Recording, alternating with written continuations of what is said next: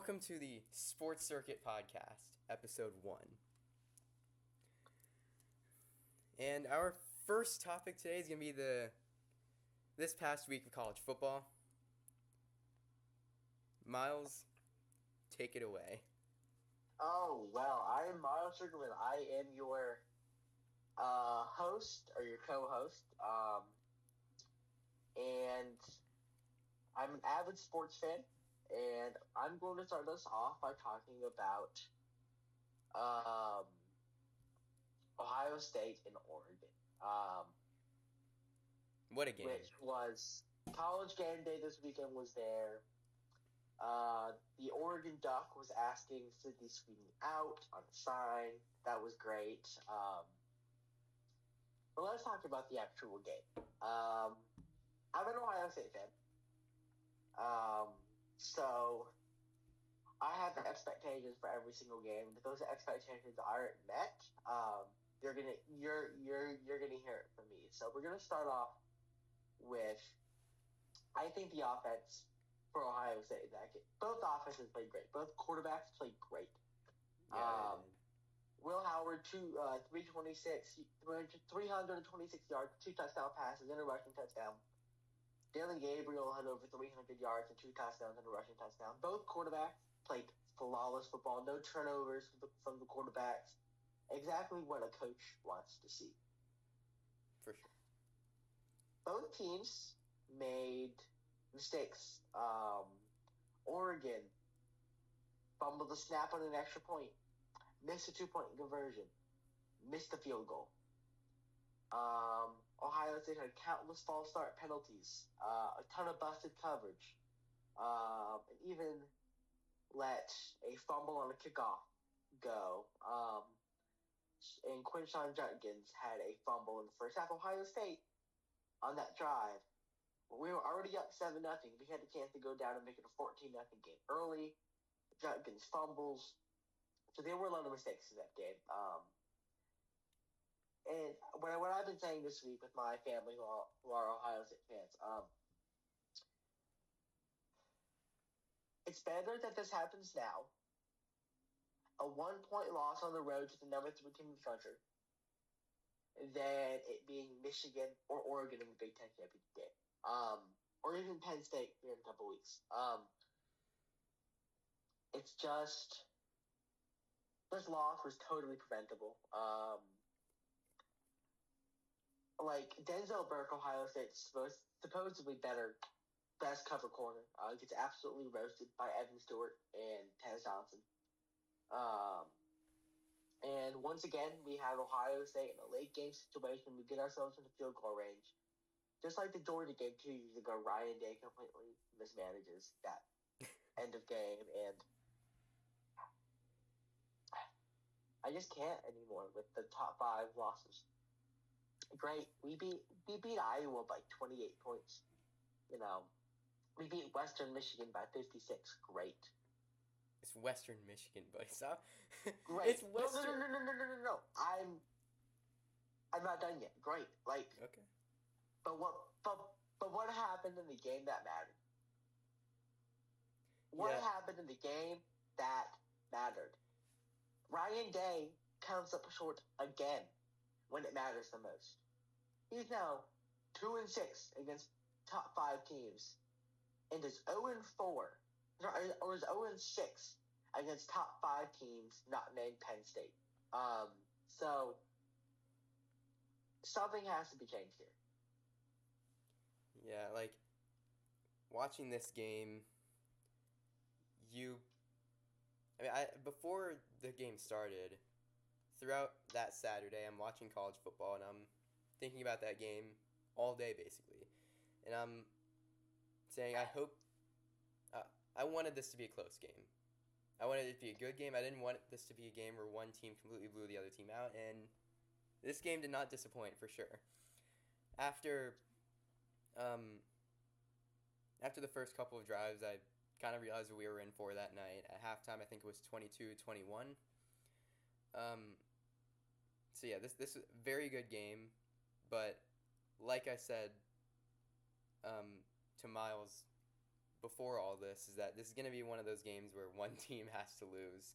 Both are crazy, amazing teams. Both national championship contenders, but one of them had to lose, and it was a 1-point loss. But Miles, like you said, both teams played great, but they also made a bunch of mistakes. Dylan Gabriel also missed a wide open touchdown in the second half.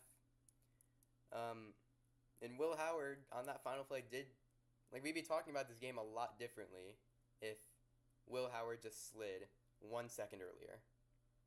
They kick that field goal and they win. And I said this during the game. There were a couple times in this game where I thought Ohio State was going to pull away. And, on the drive that Judkins fumbled, we scored the touchdown with a Howard rushing touchdown, Oregon punt. I'm like, okay, we're going to get the ball back here. We get the perfect opportunity to go down the field, make this a two-score game, take the crowd out of it, and Quinshon fumbles. Then you go in the second half, you alluded to the missed wide-open receiver that Dylan Gabriel missed. That was Tez Johnson. That was a fourth down. Ohio State got the ball back up 28-22, and we were even moving the football until a missed third down. That was a bad snap that Will Howard couldn't handle. He had a wide open Emeka Ibuka across the middle, and he would have had a big gain. And we had two wasted opportunities to go up 2 scores, make Oregon one-dimensional, and take the crowd out of it. And it just pisses me off because another year where we're just not ready for a top 5 opponent. Under Urban Meyer, that would have never happened. I don't think that should be your takeaway from that. That they're not ready for a top 5 team. They were ready. Like we said, they played great. It was only 1 point. I know 1 point can mean a lot, but at the same time, we haven't beat a top 5 team since we beat Penn State in 2019. We come out flat every single year. Ryan Day, 1-3 against Michigan. About to be 2-3 this year. Oh God, if we lose that game this year, I can't. But it's just every year, it's the same thing. Can't get a pass rush.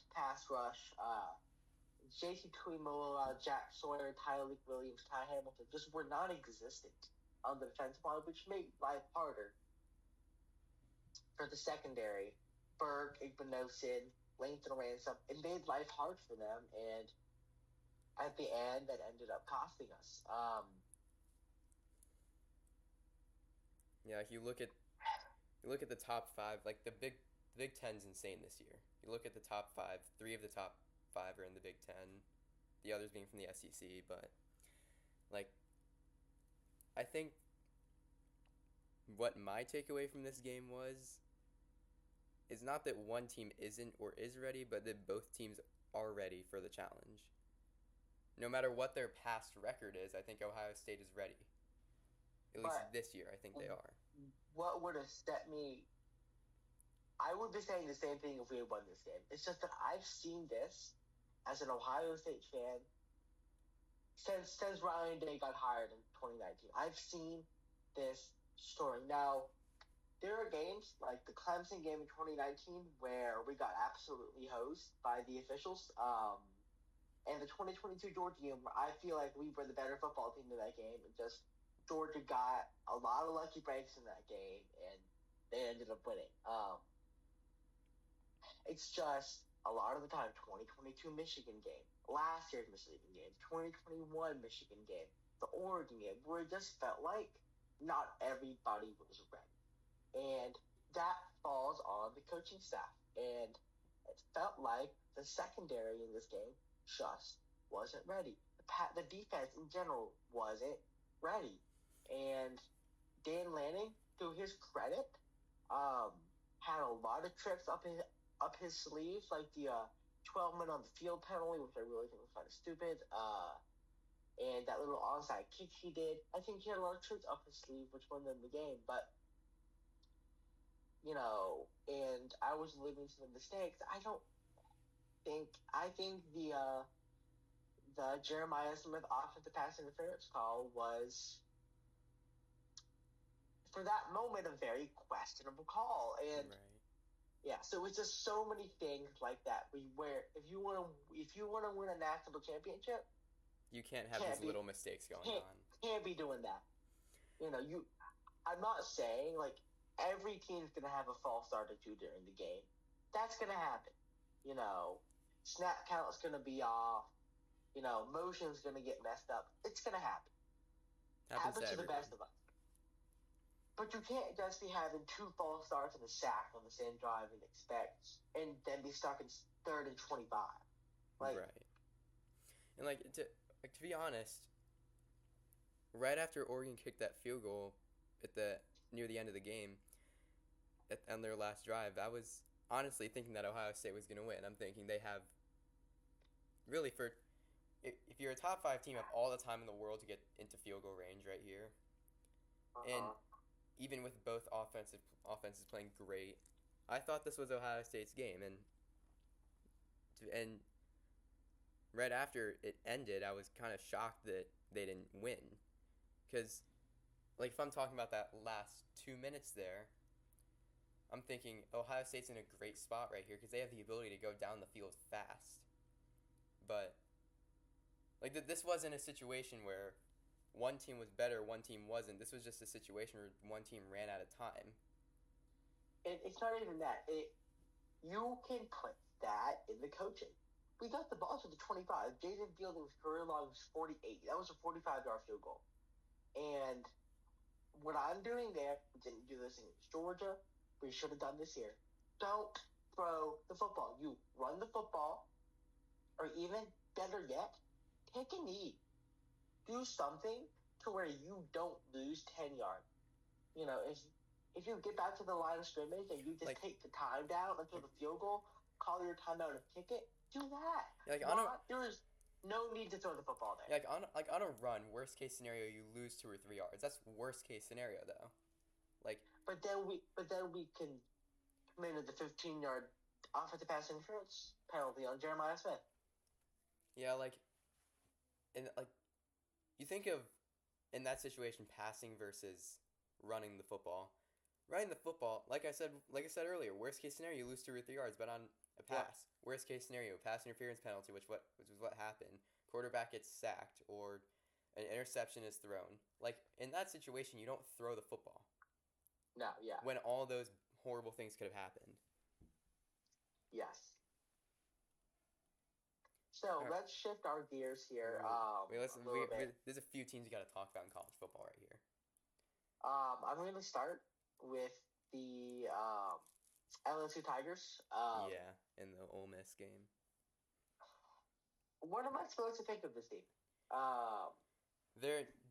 LSU is one of those teams where they're really good, but they won't win a conference title.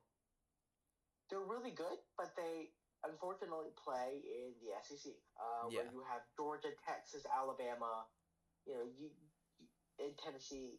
You have, I think Garrett Nussmeier is a great quarterback. I think you have Kyron Lacey, great receiver. It's just Brian Kelly isn't built to come out here and win the SEC this year, and I just think that's going to end up costing them. Right. I think this team is going to be in the 12-team playoff this year. Yes, I think so too. I think there's a possibility that they get a home game for the semifinal. But Brian Kelly is in the same boat, in my opinion, with James Franklin and Ryan Day, and that is can't win the big games. And we've seen it, he beat Alabama a couple years ago. But, that's really his only marquee win. Only beat Alabama once. Hasn't made it to college football playoff. There was some talk of this college football playoff this year was built for, 3 teams. Notre Dame, Penn State, and LSU. Those teams Yeah, that were always they those were always teams in, that like they were always in the thick of it for the playoff, the 14 playoff. But then had that one hiccup where they lost to the Ohio State, where they lost to the Alabama, where they lost to the Clemson every single year, you're and right. they missed out. Yeah, like with LSU, like again, I think they're a really good team, and they might even make the playoffs. But again, they're not. When you're in the SEC, you're not winning a conference championship. You're not winning a national championship with all these great teams this year. Yeah, I mean, could they get lucky and like beat Alabama and beat Tennessee? Yes, they They could. could. Of course they could. But like, is it gonna happen? No. So anything's possible, right? They still have Alabama down the road. Right. I think they play. They still play Oklahoma, so they have the chance to run the table in the SEC. They don't play Texas. They don't play Tennessee. So if Tennessee goes out here this weekend and loses to Alabama, they could be out. Yeah, And then I think with this year in the SEC is weird because like you see all these teams like Georgia and Alabama, for example, that are known as college football powerhouses that aren't really being as good as they're supposed to be. And like you see Georgia right now is number 5 in the country going like they were preseason number 1 like and they beat Clemson, what was it, 34-3, and then all of a sudden now Georgia is down to 5. They had a scare against Mississippi State this past week, and they're going into a game that they're surely not going to win. They're not going to beat Texas on the road. And then you look at Alabama, like yes, they did beat Georgia, but then the very next week you lose to Vanderbilt. Miles, like you said, there are these little things like a Vanderbilt game that if you want to win a national championship, that just can't happen. And a few things that I wanted to note here. With Georgia. Yeah. I don't care. Georgia fans, if you end up hearing this, shut up. Shut up. You don't deserve to be ahead of Ohio State. You don't deserve to be They're not ahead of Ohio Alabama. State. But Georgia fans think they do deserve that. Yeah, I'm a Kansas fan. I'm a neutral fan here. Georgia should not even be top 5. They should have fallen after a scare to miss to the worst team in the SEC. Like you were down by 30 to Alabama, so you were getting your ass whooped in the first half against Alabama, right? The Alabama team went on and lost to Vanderbilt. So, well, yeah, but I think have lost to a team that lost to Vanderbilt. Okay, here's the thing. What? You can't. You can look at that game, that Vanderbilt Alabama game, and say that this was the very worst case scenario for Alabama because you lose to Vanderbilt, you fall 6 spots in the AP poll. But I think the way I'm looking at this, I think I'm looking at this the same way as I did Notre Dame and Northern Illinois. It's just a bad loss to a team that I think is going to make the playoffs and I think is one of the best teams. Every year, the best teams always have an off game. Whether it's a very close win against a team they should have destroyed or whether it's a loss to a bad team. But I'm looking at Alabama, Vanderbilt, Notre Dame, Northern Illinois, Tennessee, Arkansas. Those games where one team clearly should have won, the other team pulled ahead and won. But again, it's just a bad loss by a team that is probably going to make the playoffs and does have the chance at a huge run. So, yeah. But, Georgia fans need to understand that you have a transitive loss to Vanderbilt. You can't be having that. And Alabama, I'm not done with you yet. Alabama, this never We're never having this conversation with Nick Saban. Never. Because Nick Saban, after a big time win against an opponent like Georgia, Alabama always played Vanderbilt or Kentucky. And under Saban, they would go and beat them by 40. Right. Like, they wouldn't relax after a big win like that. And Saban would work them harder in practice before the Vanderbilt game than he did before the Georgia game. Right. So, like, also about the Alabama, like, staying on the topic of Georgia and Alabama, you look at, like, I'm not, like, after Alabama beat Georgia, I'm looking at them like they're this team that I think could win the SEC championship this year. But after a loss to Vanderbilt and after a very close game to South Carolina, I'm looking at them and I'm saying I don't think the same way about them anymore. Look at Georgia, I see a 34-3 win over Clemson, and I'm thinking this is a team that probably is going to win the SEC. But then I see a 13-12 score against Kentucky, and at the end of the first half, they're losing 28-0 against Alabama, and then a scare against Mississippi State. And again, I'm not looking at them the same way as I did. I'm not looking at them like they could win the SEC anymore. I'm looking at them like they'd be lucky to even get there. I mean, somebody has to play Texas. I think Texas is far and away the best team in the SEC. After this past week, no one can deny that Texas is the best team in the country. Like, yeah, I mean, I'm going to make an argument here for Oregon because they have the better win. Right now, the Ohio State win is looking 10 times better than the Michigan win. But yeah, Texas, far and away, is beating everybody. And they're not only beating them, they're beating them by a lot. You know, where Quinn Ewers is sitting the second half of every single game.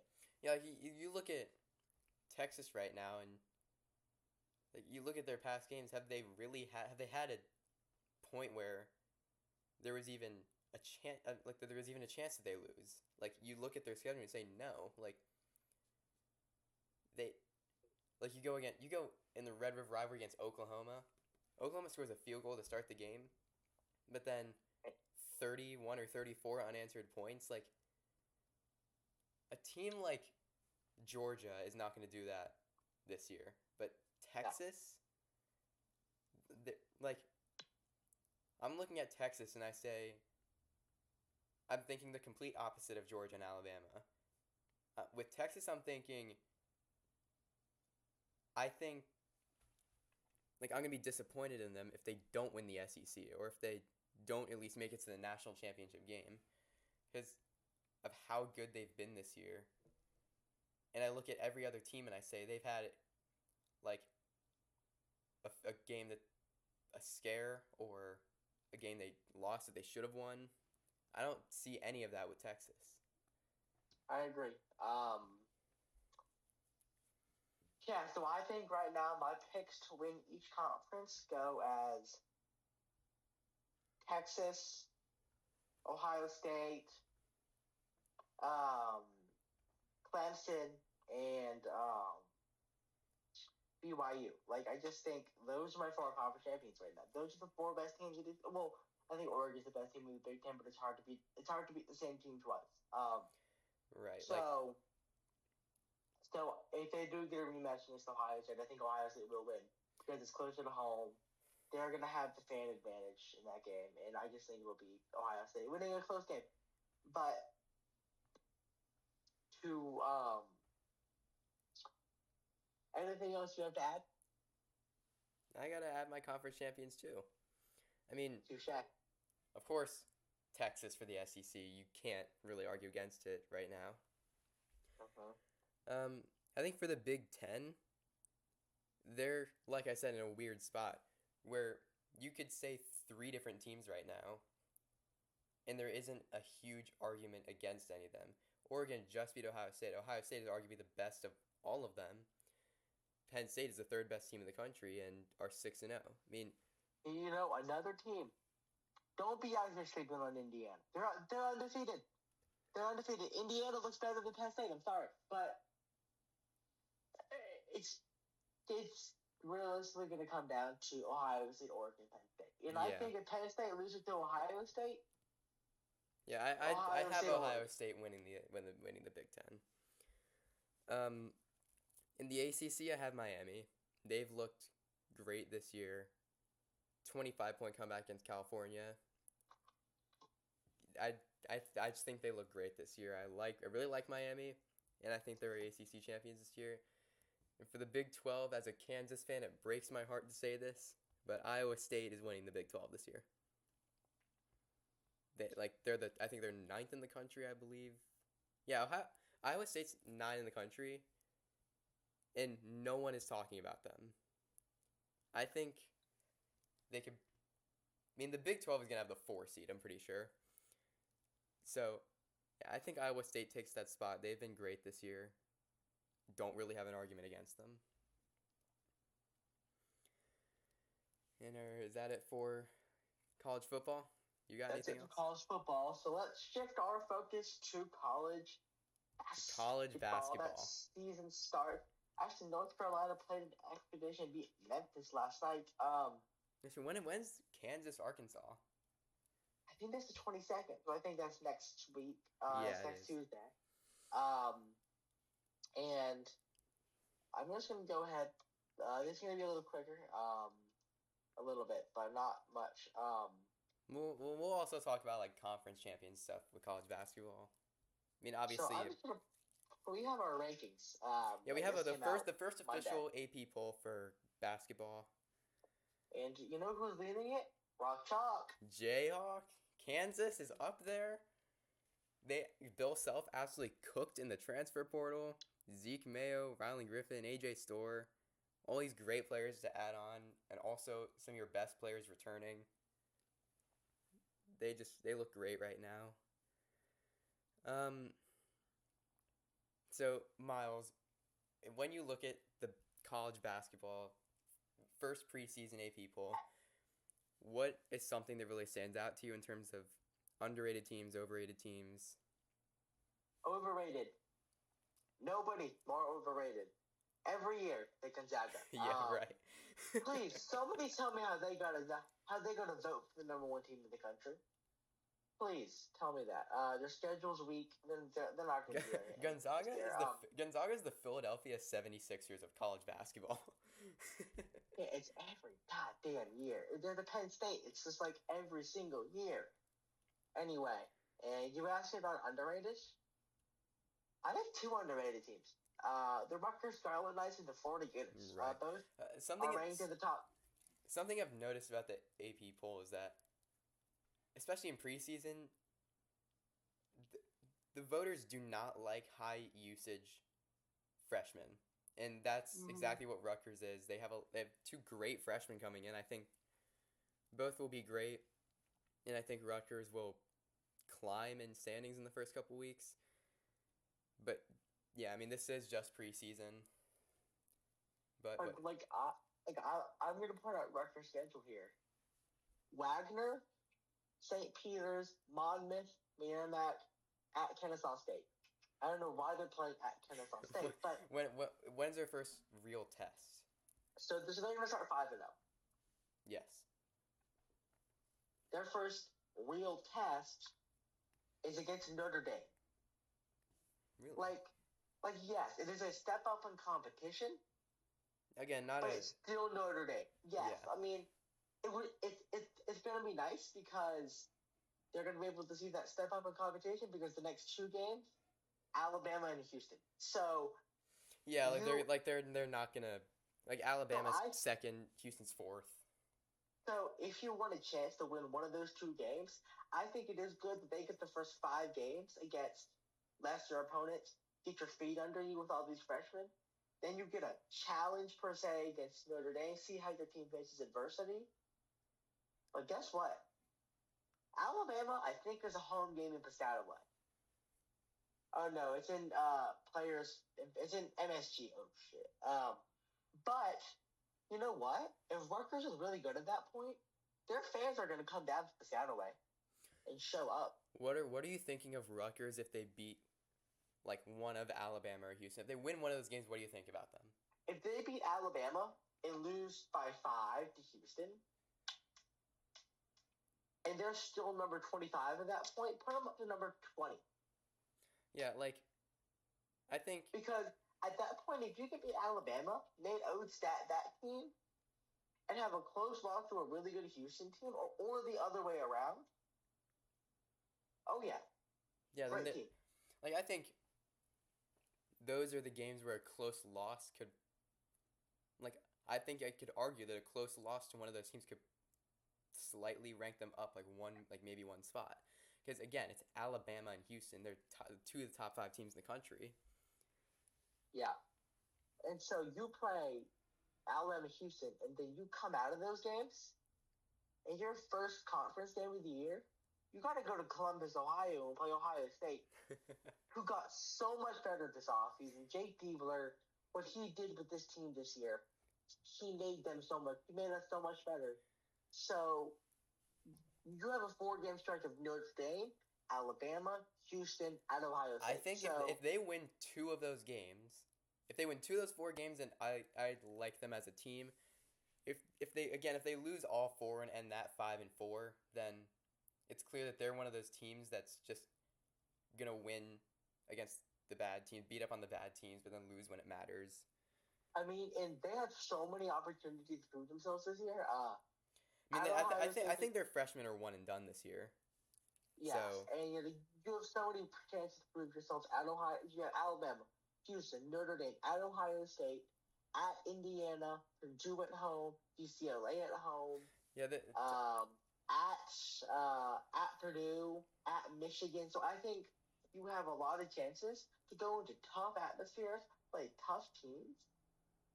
And if you can finish this season with beating Purdue at home, beating either Alabama or Houston, winning at Indiana, and beating Ohio State, fine. You're going to be a 5 seed. Yeah. Talk about Florida for a second. Oh, I love what Todd Golden has done with that team, because what Mike White did to that program, they had so much potential in Gainesville. And Mike White not only tore that program apart, he left to go to Georgia, one of their rivals. Yeah, I would not take that.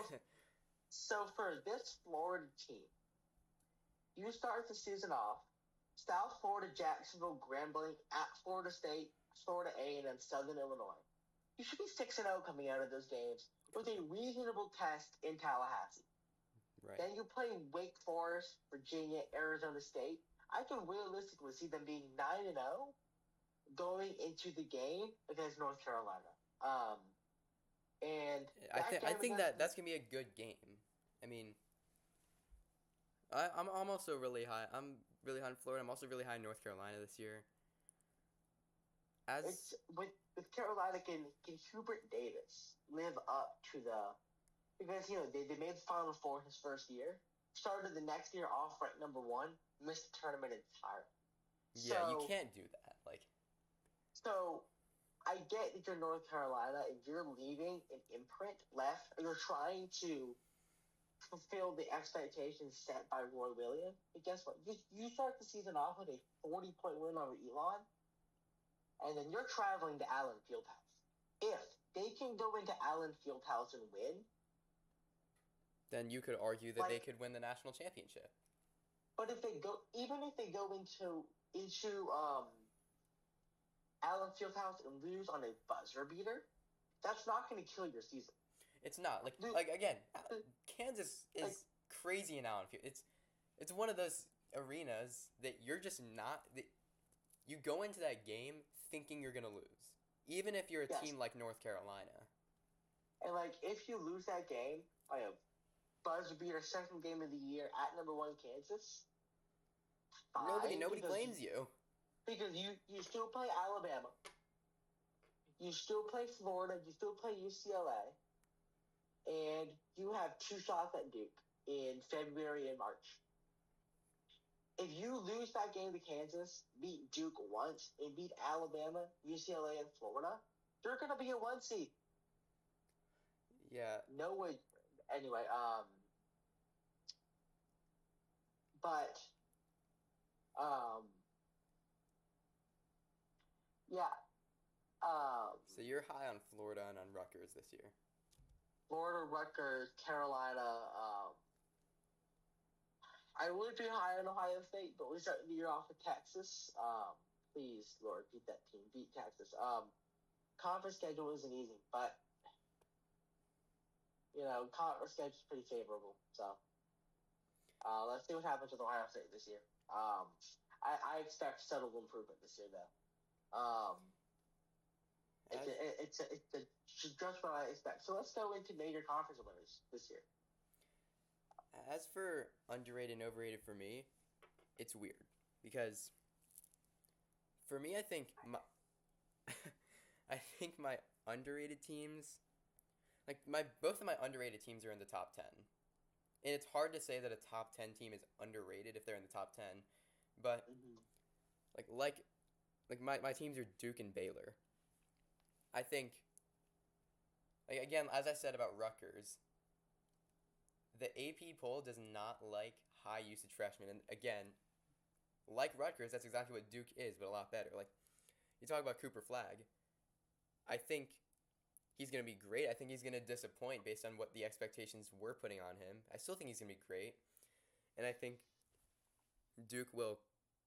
I mean, Duke faces a test. They play Kansas on a neutral site. So I think Duke wins that game.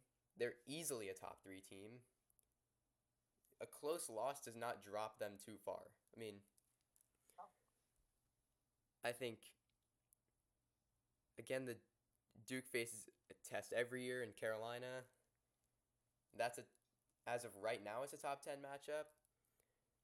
But I think I'm really high on Duke this year because of Cooper Flag and because of other incoming freshmen, because of the fact that they brought some players back from last year. About Baylor, I think they're underrated, and I don't think they get a top seed in the tournament, and I don't think they're a top 10 team at the end of the year. Not because they're not a good team, but because they're in the Big 12. I mean, when you're in the Big 12, you're always coming out of conference play with at least like 2 to 4 losses. And especially this year, adding teams like Arizona, you're going into Big 12 play. I think they play Kansas at home this year. That's gonna be a good game. So in the Big 12, so especially now, you basically have to come out of conference play perfect. Baylor. I'm gonna get you Baylor's schedule here. And I don't know if they have any tests. I'm sure they do. I mean, they play in the big. Out of I don't know if they conference. have any non-conference tests. So, they do. They start the season off with Gonzaga, and then they play Arkansas. Wait, home or on the road? Either way, I think. They gotta go to Spokane. I think they're winning that. I think Baylor's beating Gonzaga. Remember, Gonzaga's like very overrated this year. They're also my overrated team, but because you picked them, I'm gonna pick a different team. Yeah, but I think Baylor goes in there and beats Gonzaga, specifically because I mean, you look at Gonzaga and you say they have one of the best averages for just in general regular season wins. They play a cupcake schedule every year. Now they're facing Baylor in non-conference play. You're talking about Gonzaga is going to lose one of their first games. Mm-hmm. Baylor is going to rise in standings. Gonzaga is going to drop. And so here's something. You start at Gonzaga for Baylor. Next game is Arkansas in Dallas. So off the bat, if you start 2-0, you still gotta go to UConn. Yes, and I know. I know Baylor's losing that, but at the same time, I'm still super high on them this year, and for a good reason too. And if I'm being honest, I think every Big 12 team, Kansas, Houston, Iowa State, Baylor, all these great Big 12 teams are coming out of Big 12 play with at least like 4 losses, 3 losses. You look at the top 10 poll right now, and 5 of the top 10 teams are in the Big 12. the Big 12 has always been a difficult basketball conference to play in, but it's never been like this. No, yeah. And And adding Arizona. does Arizona belong in the top 10? Absolutely not. But they're still a good basketball. They're still a great basketball team. And you look at the rest of the top 25. You also got Cincinnati, who's no one's talking about them. But like, you just look throughout the top 25. You see a lot of Big 12 teams, and especially in the top parts of the top 25. Big 12's. I think Kansas gets a 1 seed in the tournament this year, but I think they have maybe 4 or 5 losses this year. I mean, and so can I add something about Gonzaga here? Yeah. Baylor, Arizona State are their first. You could argue that they're coming out of that 0-2. Home games.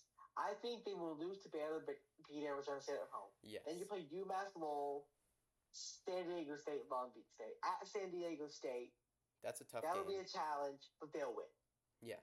Like, here's what I'm talking about. Us saying they're overrated doesn't mean they're bad. They're gonna beat San Diego State, but San Diego State will push them. Gonzaga's gonna have a great record this year, but they're just not that team. We're gonna see that against Baylor. We're gonna see that they're not that team this year, like they aren't every year. And I want to add, you play West Virginia in the Bahamas, and if you win that game, you either have Indiana or Louisville. So their out-of-conference schedule, I'm not done yet. Their out-of-conference schedule gets harder. After West Virginia and Indiana or Louisville, Kentucky and UConn. So there's a possibility, and then they finish off with UCLA. So there is a chance, Evan, that we see Gonzaga with 6 losses going into conference play. But the thing with conference play, at Pepperdine, Portland, at Loyola Marymount, San Diego, what conference Washington are they State, at Oregon, they're in the WCC. I'm looking at this. Yeah, they're not that team. They're not that team. They play Oregon State, Washington State at St. Mary's. But other than that, I think they're going to lose. Let me count here. 1, 2.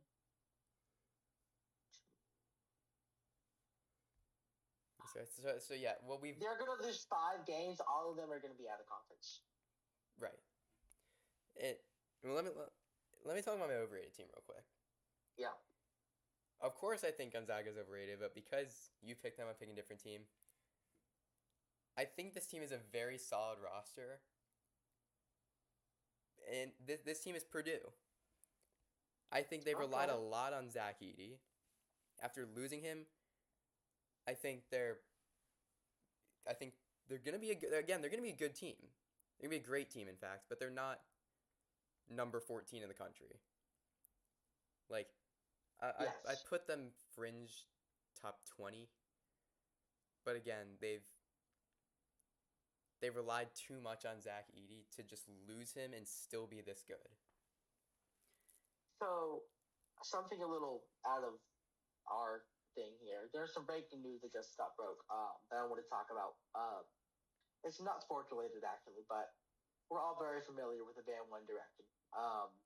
Yes. And one of their former singers, Liam Payne, just died. Damn. This just came in from ABC News not too long ago. He fell from the 3rd floor of a hotel in Argentina, and he died. So if you want to go check out the story, go to ABC News. But this was just reported. But Purdue, overrated. And I want to talk about Kansas real quick. Kansas, yes, they are the best team in the country. They will have many losses this year. You look at their schedule.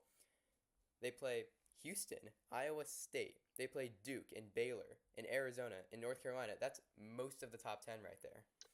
They also play at Creighton this year. That is a hard game to win. I love Creighton. I love what they do. They also played Cincinnati this year, I'm pretty sure. Like, you look at Kansas, they are the best team with arguably the most difficult schedule. Why are you smiling? Sorry, my friend just texted me. I'm sorry. So back to what I was saying. Kansas has, I I mean, I haven't really looked at other teams' schedules. I think Kansas is the hardest schedule because Mm-hmm. not only is their conference play arguably the hardest, but they also have three really, really difficult tests against Duke and UNC and Creighton out of conference. So there's always going to be, as a Kansas fan, there's always going to be that game next week or the week after that I'm going to be thinking about in the back of my head. Yes. And that's probably the first couple weeks is going to be UNC, it's going to be Duke, it's going to be Creighton. And then me think it's all over, and then we start conference play, and all of a sudden, everything just got a whole lot more difficult. So Miles, what are your predictions for who's in your Final Four this year? My Final Four this year, it's so hard to pick because the last few years we've had these Cinderella teams, right? St. John's, NC State. Sorry, not St. John's, St. Peter's, NC State, even Oakland went far. Like, every year. In 22, North Carolina, I think, was an 8 seed. They went to the national championship. Oral Roberts. Like, carry out. Like, ain't no one's ever heard of that school. It is really hard to predict. State as a 2 seed, I remember that game. But it's only preseason. It's really difficult to predict this stuff. But we're gonna do the best we can. Take the floor. I'm gonna start number 1 overall seed Kansas. Is going to go all the way this year. J-Rock.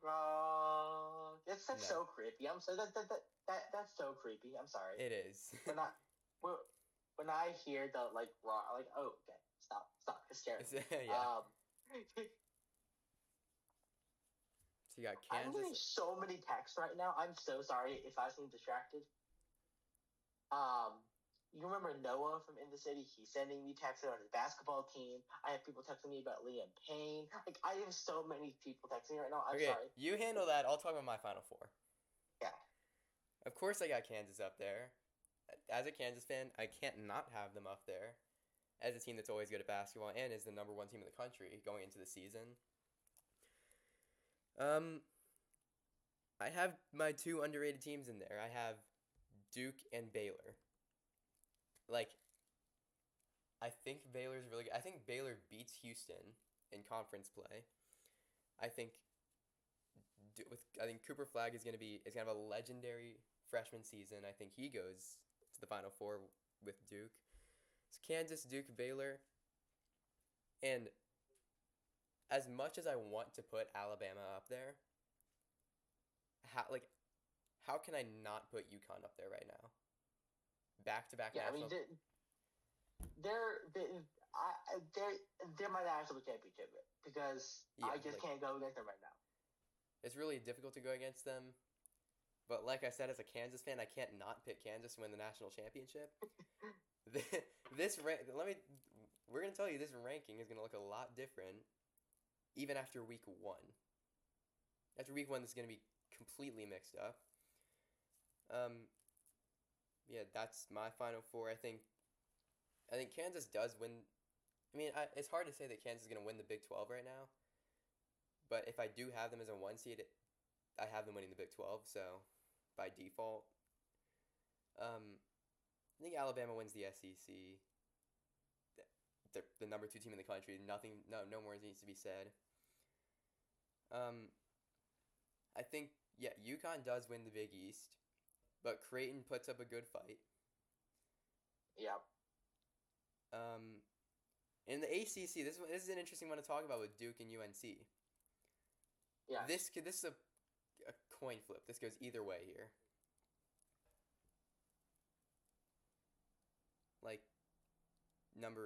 As of right now, number 7 versus number 9, both great teams. If I had to pick right now, I say Duke takes it. Yes. But again, it's preseason. We're doing the best we can for now. Yes. I'm going to go Kansas, Alabama, UConn for my Final Four. There's a 3 month. See, that's what you don't do, Miles. You never go with the preseason top 3. You know one of them is going to fall eventually. But I'm going to have a little surprise for you. What is it? Monkey top, you'll always be. You Home have sweet Tennessee home going to to the Final me. Four? Oh, Good I just old lost so much Rock. respect for Woo. you. I just lost so much respect for you. Rick Barnes is a hell of a basketball coach. He's gonna bring that team to the Final Four this year. I just lost so much respect for you. I'm looking at the top 25 right now. Of all of the Houston, Duke, Baylor, Arizona's overrated as hell. But like you look at all those teams and you say, I think Tennessee's going to the Final Four. What are you thinking? I mean, watch Tennessee make a national championship run and me completely be wrong about all of this, but Tennessee's not going to the Final Four. Let's just face it.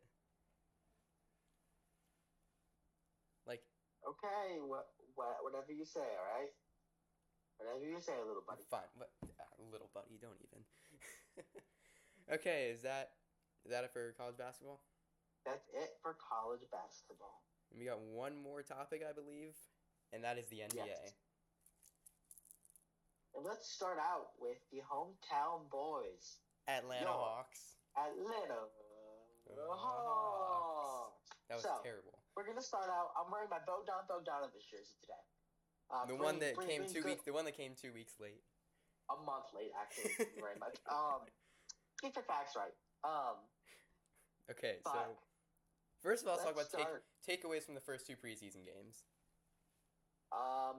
Loving Dyson Daniels. I'm growing a little bit concerned, but not too much about a Kongu's toe injury. Is that an injury that's still from last year? Yeah, see, that's what kept him out last year, so I think he's going to be okay come opening day. That's exactly a week from today. I'm so excited. But I'm just going to carry this into, listen. This season can go 3 ways. This team surprises everybody. Versace has an historic rookie, or not historic, but has a great rookie season. Trae Young reaches MVP level, and MVP level is pretty crazy. Like he reaches like he reaches the next level. He reaches peak Trae Young, and Capella goes back to like 21. Capella. The next level. Clay Capella rebounds from the off year last year. He's not back to 21 Capella, but he gets better. Right. Larry Nance solidifies himself as the solid number 2 center. Okongwu becomes more of a power forward. Bogey gets better on the 3-point line. Jalen continues to improve. DeAndre Hunter stops from he had an off year.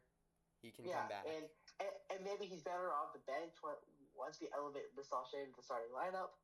And all of that goes well this year, which guess what? I can kind of see at least most of that happening. You know, Jalen Johnson continues his resurgence. Versace has a good rookie year. Bogey can... Yeah, keep on the topic of Versace for a second. Yeah. He has missed a bunch of wide open threes. He's made the little mistakes, but he's very much impressed me. I think in the NBA today, you're always looking for a 3-point shooter, but Versace's shown me that you don't need to be a 3-point shooter. He's done a great job getting to the rim and getting those easy points. Yes. He's impressed me a lot on defense. I think we made the right choice with him. And saying in his first 2 preseason games, judging him off of listening to him open threes, those will come. They will. Like, those are going to get into his game naturally. So I just think here, right now, for Zach Versace is let him grow, get him into that starting lineup, and I think we're going to see solid contributions this year from Vit Krejci and Garrison Matthews. So that's option number 1. All of those guys get better. The second option, which I think is the most likely option, we're going to be a better team than last year. Yeah, that's not going to be that. We went 46 and 36 last year. 36 and 46. We're going to be better than last year. I think the 8 seed can happen this year, and that's Trae stays healthy, and he has another great season. Versace becomes that guy, and he has a solid rookie year. Jalen Johnson's Capella, about at the level he was last year. yeah, and everything is sort of the same, but we do see a little bit of a better season from Trey and the full season of Okongwu. Worst case scenario, everything falls apart. And we're a lottery team without our pick. That's the worst case Yes. scenario. So like best case scenario, we're 5 or 6 seed, I think. Yeah. Most likely scenario is that we're probably 8 or 9, maybe 7, maybe 10, but we're in the play-in. And worst case scenario, we're terrible and we don't have our pick. Yeah, I think my final standing prediction of the year, I said 5 earlier, 7 seed. I think we're going to be the best team in the play-in, which really shouldn't be a goal of yours, but that would be so much better than last year. Being and the last team in, having to play on the road. Yeah. Rather than we get a home game, and all we got to do is win that game, and we get the 5. Fine. Get us into a playoff series this year, and if you let this team get into a playoff series, they could be an underdog and they could win. I mean, against Boston, probably not, but I would be confident against any other team. Yeah, like again, if we can at least push them to the limit. I think this team could make life miserable for the 76ers. Yeah, I think with Joel Embiid's known struggles in the playoffs at times. Are we gonna make another point guard of theirs quit basketball? No, we're not. We're not making Tyrese Maxey quit basketball. or say everyone fears that Trae Young interior defense. I mean, I would. I mean, or say we get Milwaukee. I would pick us in the series against Milwaukee just because of Doc Rivers' inability to win in the playoffs. Yeah, I mean, with the Hawks this year, they're probably one of the most unpredictable teams. Like, you could argue that the best case scenario happens. You could argue that the worst case scenario happens. But I just think that the Hawks absolutely cannot miss the playoffs this year, especially with not having your pick. Having guys like Jalen blossoming, Trae Young, like, in his prime at the moment. You just can't have a season, and also Bogey Capella getting older, you can't have that year where you just miss the playoffs totally. You can't have that 2 years in a row. Yeah, so I think if we get the 6th seed this year, that means we don't play a play-in game. I think I could see this team making a 2021 type run. That was magical, I got to admit. And is this? I want to run this by you. If the Hawks this year go to the play-in as the 8th seed, win the game in the play-in, right? Right. And then you go to the playoffs and lose to the Sixers in 7, I would call that a successful season. Yeah, like you pushed. Not only did you go against what would be the 2 seed. Yeah, but you go to a team with arguably 3 stars on their team. You gotta, and you have a rookie in your starting lineup. That's a successful season. You push them to 7 too. Oh yeah, that's a successful season. And I would be so impressed. After what happened last year, I would not be disappointed with a team that makes the playoffs this year. And then that would make this team a legitimate playoff contender in 2025. With everyone getting better. Yes. But let's touch on... I have a question for you. Not in terms of the Hawks, just in terms of... and also not just basketball, and sports in general. What's your definition of the word superstar? You got to be far and away the best player on your team. There can't be a debate that you're the best player on your team. I think there's a few exceptions to that. Like, LeBron James is a superstar. You could argue that Anthony Davis is the best player in the Lakers right now. Yes, but, you can't be on a team like the Hawks and there being a debate if Trae Young is the best player on the team. Right, I think for me a superstar is someone who is, recognized all over the world because of how good they are at their game. Yes. Like you could be the best player in the NBA, but you're not you might not be a superstar. Yeah. So, for example, Jason Tatum is not a superstar. He is not recognized around the world because of how good he is. I like LeBron James and Steph Curry. That's a superstar right there. you know, another superstar, Patrick Mahomes. People Yes. in England know who Patrick Mahomes is, even though football isn't big over there. People in England and in Germany know who Patrick Mahomes is. Like And Shohei Ohtani, that's a superstar right there. Shohei Ohtani, Lionel Messi, like the guy that no matter if you follow the sport or not, you know who you they know are. who he is. That's a superstar. I mean, yes, like if I was a guy getting to watch a lick of football, and you said Patrick Mahomes, I'm like, oh yeah, the guy that plays quarterback. That's a superstar. Or if I was to go up and see my ancestors, maybe not that. Never mind. but if I was to go up to a guy from Lithuania and say LeBron James, who would say, "Oh yeah, the basketball player." Yeah, like you've heard the name before, you know who he is. Yes. That's a superstar right there. So yes. back to what we were saying about the Hawks. What were we about to talk about? I don't know. Let's look at their schedule to start the season.